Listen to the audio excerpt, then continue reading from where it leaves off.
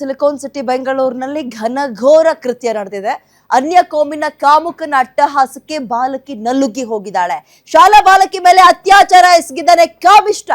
ಕಳೆದ ಆಗಸ್ಟ್ ನಲ್ಲಿ ದಾಖಲಾಗಿದ್ದ ಕೇಸ್ನಲ್ಲಿ ಈತ ಅರೆಸ್ಟ್ ಆಗಿರ್ತಾನೆ. ಪುಟ್ಟೇನಹಳ್ಳಿ ಪೊಲೀಸ್ ಠಾಣೆಯಲ್ಲಿ ದಾಖಲಾಗಿದ್ದ ಕೇಸ್ ಇದು. ಕಾಮುಕ ಅರೆಸ್ಟ್ ಆದ್ರೂ ಕೂಡ ಆತನ ಕಿರುಕುಳ ನಿಲ್ತಾ ಇಲ್ವಂತೆ. ಕಾಮುಕ ಜೈಲಲ್ಲಿದ್ರು ಕಾಮುಕನ ಸ್ನೇಹಿತರಿಂದ ಟಾರ್ಚರ್ ಆಗ್ತಾ ಇದೆಯಾ. ಆರೋಪಿಯ ಕುಟುಂಬಸ್ಥರಿಂದಲೂ ದೌರ್ಜನ್ಯ ನಿಲ್ತಾ ಇಲ್ಲ.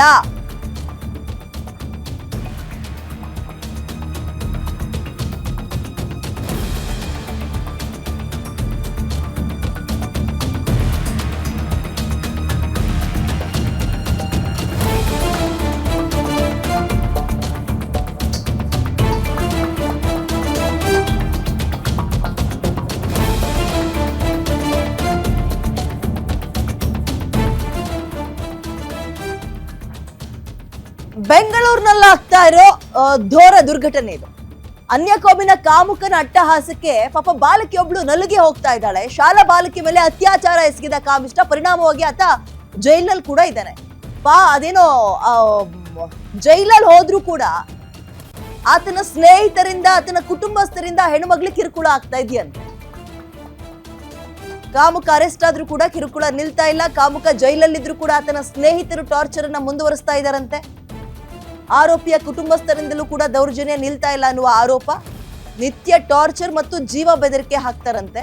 ಈ ಪ್ರಕರಣ ಏನಪ್ಪಾ ಅಂದ್ರೆ ಇದು ಮೂಲತಃ ತ್ರಿಪುರ ರಾಜ್ಯದವರು. ಈ ಬಾಲಕಿಯ ಪೋಷಕರು 13 ವರ್ಷದ ಹಿಂದೆ ಕೆಲ್ಸಕ್ಕೆ ಅಂತ ಬೆಂಗಳೂರಿಗೆ ಬರ್ತಾರೆ. ಮೊದಲನೇ ಮಗಳು ಒಂದು ಪ್ರೈವೇಟ್ ಸ್ಕೂಲಲ್ಲಿ 7ನೇ ಕ್ಲಾಸ್ನ ಓದ್ತಾ ಇರ್ತಾಳೆ. ಜೀವನಕ್ಕೆ ಅಂತ ಒಂದು ಚಿಕ್ಕ ಹೋಟೆಲ್ ಅನ್ನ ನಡೆಸ್ಕೊಂಡು ಮುಂದುವರಿತಾ ಇದ್ದಾರೆ ಇವರು. ಕಳೆದ ವರ್ಷ ಮಗಳ ಮೇಲೆ ಅತ್ಯಾಚಾರ ಮಾಡಿರ್ತಾನೆ ಈ ಪಾಪಿ ಆರೋಪಿ. ಇವನು ಅಪ್ಪ ಅಮ್ಮ ಹೋಟೆಲ್ನಲ್ಲಿ ಕೆಲಸ ಮಾಡ್ತಾ ಇದ್ದ ಕಾರಣ ದೊಡ್ಡಮ್ಮನ ಮನೆಗೆ ಅಂತ ಹೆಣ್ಮಗಳು ಹೋಗಿರ್ತಾಳೆ. ದೊಡ್ಡಮ್ಮನ ಮನೆಯ ಹೊರಗಿರುವಂತಹ ಬಾತ್ರೂಮಿಗೆ ಹೋಗಿದ್ದಾಗ ಈ ಕಾಮುಕ ಬಾಲಕಿಯ ಬಾಯಿ ಮುಚ್ಚಿ ತನ್ನ ಮನೆಗೆ ಎಳ್ಕೊಂಡು ಹೋಗಿದ್ದ. ಆಕೆ ಯಾವ ಕಿರ್ಚಾಡಿದ್ಲೋ ಮನೆಯಲ್ಲಿದ್ದ ಮನೆ ಒರೆಸುವ ಫೈಬರ್ ಪೈಪ್ ನಿಂದ ಹೊಡಿತಾನೆ ಆಕೆಗೆ. ಅಲ್ಲದೆ ಕಿರ್ಚಾಡಿದ್ರೆ ಕೊಲೆ ಮಾಡ್ತೀನಿ ಅಂತ ಹೆದರಿಸ್ತಾನೆ. ಬಲವಂತವಾಗಿ ಅತ್ಯಾಚಾರ ಮಾಡಿದ್ದಂತೆ. ಆರೋಪಿ ಜೈಲಲ್ಲಿದ್ದಾನೆ ಸದ್ಯ. ಇಷ್ಟಕ್ಕೆಲ್ಲ ಮುಗ್ದೋಯ್ತಾ? ಇಲ್ಲ. ದೂರುದಾರ ಪೋಷಕರಿಗೆ ಕೊಲೆ ಬೆದರಿಕೆ ಹಾಕ್ತಾರಂತೆ. ಕೇಸ್ ವಾಪಸ್ ತಗೊಳ್ಳಿ ಅಂತ. ಇಂಥ ಮಗನ್ ಮನೆ ಕರೆಸ್ಕೊಂಡು ಏನ್ರಿ ಮಾಡ್ತೀರಿ ನೀವುಗಳು? ಅಲ್ಲೇ ಕೊಳ್ತು ಸಾಯ್ಲಿ ಅಂತ ಬಿಡದೆ ಆರೋಪಿಯ ಕುಟುಂಬಸ್ಥರು ಕೇಸ್ ವಾಪಸ್ ತಗೊಳ್ಳಿಲ್ಲ ಅಂದ್ರೆ ಜೀವ ಬೆದರಿಕೆ ಹಾಕ್ತಾರಂತೆ. ಹೋಟೆಲ್ ಬಳಿ ಬಂದು ವಾರ್ನಿಂಗ್ ಮಾಡಿ ಹೋಗಿದ್ದಾರೆ, ರಾಜಿ ಮಾಡ್ಕೋಬೇಕು ಅಂತ. ಅಲ್ಲದೆ ಆರೋಪಿಯ ಸ್ನೇಹಿತರು ಕೂಡ ಹೋಟೆಲ್ ಬಳಿ ಬಂದು ಕಲ್ಲೆಸ್ದು ಕೊಲೆ ಬೆದರಿಕೆ ಹಾಕ್ತಾರಂತೆ. ಮನೆ ಮುಂಭಾಗ ಪಾಟ್ಗಳನ್ನ ಇಟ್ಟಿದ್ರೆ ಅದನ್ನ ಧ್ವಂಸ ಮಾಡ್ತಾರಂತೆ. ಹಳೆ ಮನೆ ಬಿಟ್ಟು ಬೇರೆ ಕಡೆಗೆ ಮನೆ ಮಾಡಿದಾರೆ ಪಾಪ. ಕೆಲ್ಸಕ್ಕೆ ಅಂತ ಯಾವ್ದೋ ಊರಿಂದ ಇನ್ನೊಂದು ಊರಿಗೆ ಬಂದಿರೋರು.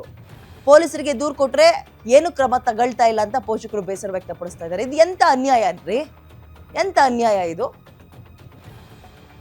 ಅವ್ನ್ ಜೈಲಲ್ಲಿದ್ರು ಅವ್ನ ಕುಟುಂಬಸ್ಥರು ಬಿಡ್ತಾ ಇಲ್ಲ. ಆಮೇಲೆ ರಾಜಿ ಆಗೋಕಿದೇನು ಹಣಕಾಸಿನ ವಿಚಾರನಾ? ಯಾವ್ದೋ ಗದ್ದೆ ತೋಟದ ವಿಚಾರನಾ? ಹೊಡೆದಾಡ್ಕೊಂಡಿರೋ ವಿಚಾರನಾ? ಅವ್ರು ಹುಟ್ಟಿಸಿರೋ ಮಗ್ಳಿಗೆ ಅತ್ಯಾಚಾರ ಎಸಗಿದ್ದಾರೆ ಅಂದಾಗ ಅದ್ರಲ್ಲಿ ಪೋಷಕರು ರಾಜಿ ಆಗಕ್ಕಾಗತ್ತೇನ್ರಿ? ಪೊಲೀಸರಿಗೆ ಅರ್ಥ ಆಗ್ತಾ ಇಲ್ವಾ? ದೂರ್ ಕೊಟ್ರು ನೀವೇನು ಕ್ರಮ ತಗೊಳ್ತಾ ಇಲ್ಲ ಅಂದ್ರೆ ಏನ್ ಅಸಹ್ಯ ಅನ್ಸತ್ತೆ. ಮೊದಲೇ ಪೊಲೀಸ್ ಡಿಪಾರ್ಟ್ಮೆಂಟ್ ಮೇಲೆ ಕಳೆದ 2 ದಿನದಿಂದ ಅಸಹ್ಯ ಹುಟ್ಟುಬಿಟ್ಟಿದೆ. ಪೊಲೀಸ್ ಡಿಪಾರ್ಟ್ಮೆಂಟ್ ಮೇಲೆ ಏನು 2-3 ದಿನದಿಂದ ನಿಮ್ DGP ಸಾಹೇಬ್ರದ್ದು ಸುದ್ದಿಗಳು ವೈರಲ್ ಆಗ್ತಾ ಇದೆಯಲ್ಲ, ಅಸಹ್ಯ ಹುಟ್ಟುಬಿಟ್ಟಿದೆ. ಕೊಳಕು ಅನಿಸ್ತಾ ಇದೆ. ಇದರ ನಡುವಲ್ಲಿ ನಿಮ್ಗಳದಿಂತ ಕರ್ಮಕಾಂಡಗಳು ನಿಮ್ಮ ಹತ್ರ ಬಂದು ಇಂತಿಂತ ಪ್ರಕರಣ ಹಿಂಗಾಗಿದೆ, ಇಷ್ಟಾದ್ರೂ ನಮಗೆ ನೋವು ನಿಲ್ತಾ ಇಲ್ಲ, ಸಂಕಟ ಆಗ್ತಾ ಇದೆ, ಏನಾದ್ರೂ ಕ್ರಮ ತಗೊಳ್ಳಿ ಅಂದ್ರೆ ನೀವು ಮುಂದುವರಿತಾ ಇಲ್ವಂತೆ.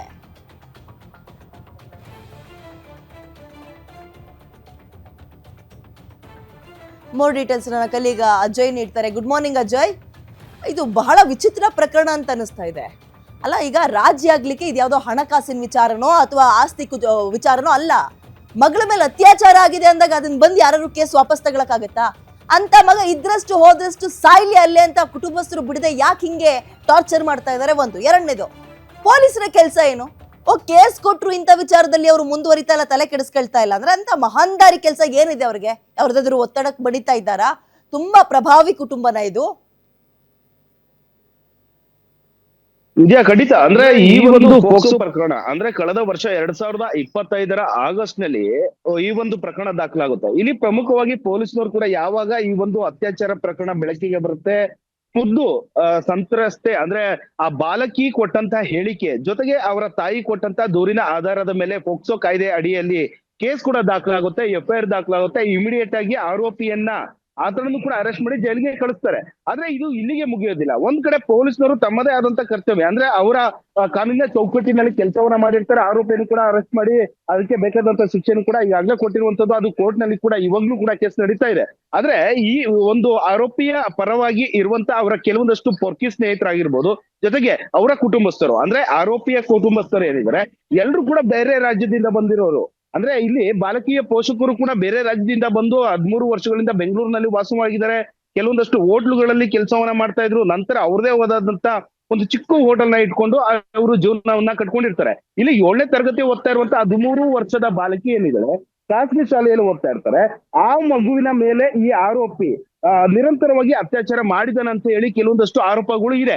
ಯಾವಾಗ ಈ ಒಂದು ವಿಚಾರ ತಾಯಿಗೆ ಗೊತ್ತಾಗುತ್ತೆ, ತಂದೆಗೆ ಗೊತ್ತಾಗುತ್ತೋ, ಆಕೆ ಮನೆಯ ಅಂದ್ರೆ ಅವರು ಬಾಲಕಿಯ ತಾಯಿ ಏನಿದ್ರೆ ಅವ್ರ ಅಕ್ಕರ ಮನೆಗೆ ಹೋದಂತ ಸಂದರ್ಭದಲ್ಲಿ ಅವರ ವಾಶ್ರೂಮ್ ಕೂಡ ಈಚೆ ಇರೋದ್ರಿಂದ ಅಲ್ಲಿ ಹೋದಂತ ಸಂದರ್ಭದಲ್ಲಿ ಅದೇ ಮನೆಯ ಪಕ್ಕದಲ್ಲಿ ಇದ್ದಂತ ಈ ಆರೋಪಿ ಏನಿದ್ದಾರೆ ಈತ ನೇರವಾಗಿ ಹೋಗಿ ಆಕೆಯನ್ನ ಬಾಯಿ ಮುಚ್ಕೊಂಡು ಎಳ್ಕೊಂಡು ಹೋಗುವಂತ ಕೆಲಸವನ್ನ ಮಾಡ್ತಾರೆ. ಆ ಒಂದು ಸಂದರ್ಭದಲ್ಲಿ ಕೂಡ ಬಾಲಕಿ ಸಾಕಷ್ಟು ಕಿರುಚಾಟವನ್ನ ಮಾಡ್ತಾಳೆ. ಆದ್ರೆ ಆತ ಮನೆಗೆ ಹೇಳ್ಕೊಂಡು ಹೋಗಿ ಅಲ್ಲಿ ಮನೆ ಒರೆಸುವಂತ ಏನ್ ಮಾಪ್ ಇದೆ ಅದು ಫೈಬರ್ ಸ್ಟಿಕ್ ಆಗಿರುತ್ತೆ. ಆ ಪೈಪ್ ನಿಂದ ಬಲವಂತವಾಗಿ ಅಲ್ಲೇ ಏನ ಮಾಡ್ತಾನೆ, ನಂತರ ಆಕೆಯ ಮೇಲೆ ಆ ಅತ್ಯಾಚಾರವನ್ನ ಎಸಗ್ತಾನೆ. ನಂತರ ಇದು ಯಾವಾಗ ಈ ಒಂದು ಕಿರ್ಚಾಟ ಸೌಂಡ್ ಕೇಳ್ತಾ ಇತ್ತು, ಮಗಳು ಎಲ್ಲೋದ್ಲು ಅಂತ ಹುಡುಕ್ತಾ ಇರ್ತಾನೆ. ನೇರವಾಗಿ ಆ ಮನೆಗೆ ಹೋಗಿ ಬಾಗ್ಲು ತಟ್ಟುವಂತ ಕೆಲಸವನ್ನ ಪೋಷಕರು ಮಾಡ್ತಾ ಇರ್ತಾರೆ.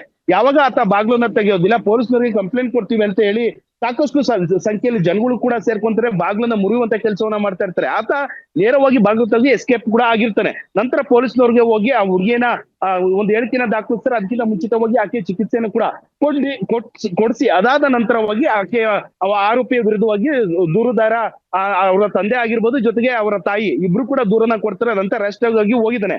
ಇಲ್ಲಿ ಮತ್ತೊಂದು ವಿಚಾರ ಅಂದ್ರೆ ಆರೋಪಿ ಜೈಲಿನಲ್ಲಿ ಇದ್ರು ಕೂಡ ಅವರ ಪೋಷಕರು ಸೇರಿದಂತೆ ಅವರ ಕೆಲ ಸ್ನೇಹಿತರು ಅವರ ಒಂದು ಕೆಲಸ ಮಾಡ್ತಿರುವಂತ ಹೋಟೆಲ್ ಆಗಿರ್ಬೋದು, ಜೊತೆಗೆ ಅವರ ಮನೆಯ ಮುಂಭಾಗದಲ್ಲಿ ಇರುವಂತ ಪಾಟ್ಗಳಾಗಿರ್ಬೋದು, ರಾತ್ರಿ ಹೋಗ್ತಾರೆ, ಪಾಟನ್ನ ಹೊಡಿತಾರೆ. ಅದೇ ರೀತಿಯಾಗಿ ಅವರ ಹೋಟೆಲ್ ಏನಿದೆ ಅಲ್ಲಿ ಹೋದಂತ ಸಂದರ್ಭದಲ್ಲಿ ಅಲ್ಲಿ ಒಂದು ಏನು ಶೆಡ್ ಹಾಕೊಂಡಿರ್ತಾರೆ, ಜೊತೆಗೆ ಒಂದು ಏನು ಬಾಗ್ಲಿದೆ ಅದನ್ನೆಲ್ಲ ಹೊಡೆಯುವಂತ ಕೆಲಸವನ್ನ ಮಾಡ್ತಾ ಇರ್ತಾರೆ, ಜೊತೆಗೆ ಕಲ್ಲನ್ನ ಹೊಡೆಯುವಂತ ಕೆಲಸವನ್ನ ಮಾಡ್ತಾ ಇರ್ತಾರೆ. ಅದೇ ರೀತಿಯಾಗಿ ಅವರ ಪೋಷಕರು ಯಾವಾಗ ರೋಡ್ ನಲ್ಲಿ ಹೋಗುವಂತ ಸಂದರ್ಭದಲ್ಲಿ ಕೂಡ ಈ ಪೊರ್ಕಿ ಗ್ಯಾಂಗ್ ಏನಿದೆ ಅವರು ಹೋಗುವಂತ ಸಂದರ್ಭದಲ್ಲಿ ಸಿಗರೇಟ್ ಸೇದಿ ಅವ್ರ ಮಕ್ಕಕ್ಕೆ ಒಂದು ಹೊಗೆ ಬಿಡುವಂತ ಕೆಲಸವನ್ನು ಮಾಡ್ತಾ ಇರ್ತಾರೆ. ಇದ್ರ ಬಗ್ಗೆ ಸ್ಥಳೀಯ ಪೊಲೀಸ್ನವ್ರಿಗೆ ಕೂಡ ದೂರನ್ನ ಕೊಟ್ಟಿರ್ತಾರೆ ಪೋಷಕರು. ಆದ್ರೂ ಕೂಡ ಯಾವುದೇ ರೀತಿಯಾದಂತ ಕ್ರಮವನ್ನ ಕೈಗೊಳ್ತಾ ಇಲ್ಲ.